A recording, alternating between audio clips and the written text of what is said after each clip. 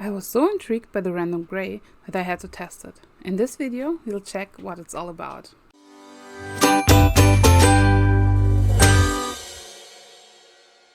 Hello wonderful people! Last year Schmincke has created a random grey in their oils and acrylics line. This year, finally, we as watercolor artists get to play with it too. You may ask yourself what it's all about and why there is this hype around this color.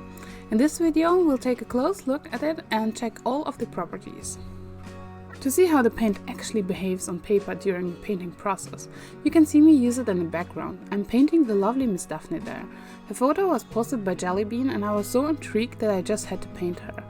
Thanks for allowing me to use it as a reference. A link to Jellybean's Instagram is down in the description box.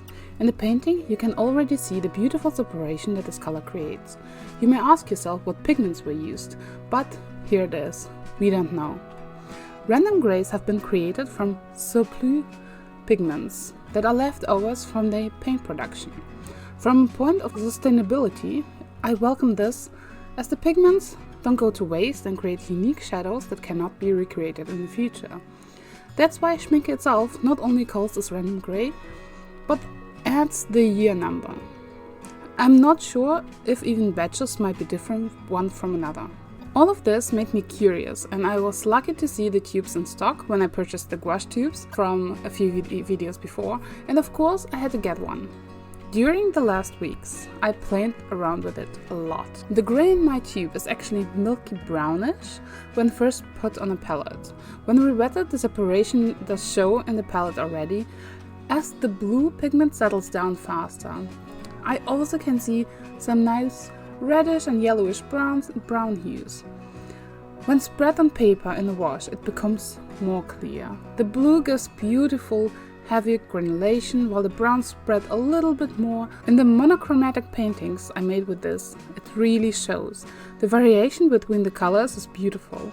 In the dispersion test, it also shows that the browns moved much more, although the paint as such hardly moved at all. When it comes to lifting, that was pretty easy. With only a few brush strokes, the paint came off the paper and left it almost pure white.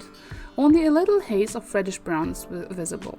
I actually had to correct something in the painting process, and it's not visible in the finished piece, as the paint was so comfortable to lift. The paint did okay with the glazing.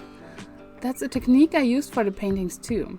When an area is worked too much, it would of course lift, but a few light brush strokes over the painted area will be possible without too much damage to the previous layers. When it comes to transparency, I would say the color is semi-opaque, although the black strip is clearly visible underneath the paint layer. If you tilt it, you can see some of the brownish pigment laying heavily on top like a slight haze. You need to watch very closely to see it, but it's there. So when you choose to layer it on top of other pigments, you need to be aware of that too. In the mixes with primary colors, it shows that it muddies them up, but gives a nice granulation. It's for sure a color with great effect when it comes to lovers of granulating colors. In my opinion, Schmincke did a great job with this one because I like the sustainability aspect and had an immense fun painting with this. The monochromatic paintings came easily and I enjoyed the variation so much. To be honest, this color excites me even more than any of the super granulating colors I have tried. It might be my love for monochromatic studies, what I did with inks and liquid charcoal too. But this is a color that feels like it's made for me. It's not a color though that I would add to a palette. The mixers didn't speak to me enough to do so, so I'd use the place for colors that play better with others. I can see though that someone who likes muddy mixes would maybe want that.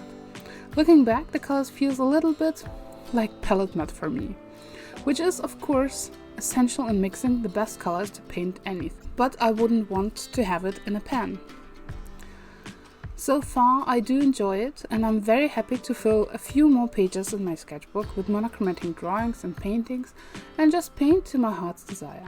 Soon I will add this color and the results of a lightfastness test of the full Schmincke range to the watercolor database, suncolors.com. I had issues with my PC and had reinstalled it, and it's now running smoothly. So I can continue this project on a smoothly running system. What do you think about the mystery pigment paint? Have you tried it? There are other companies out there recycling their pigments for acrylics and oils too. This was the first one I've seen for watercolors. For sure, this is a special color with unknown lightfastness rating, though it's rated with 3 stars by Schmincke. I will for sure make an independent lightfastness test and will let you know how it did next year.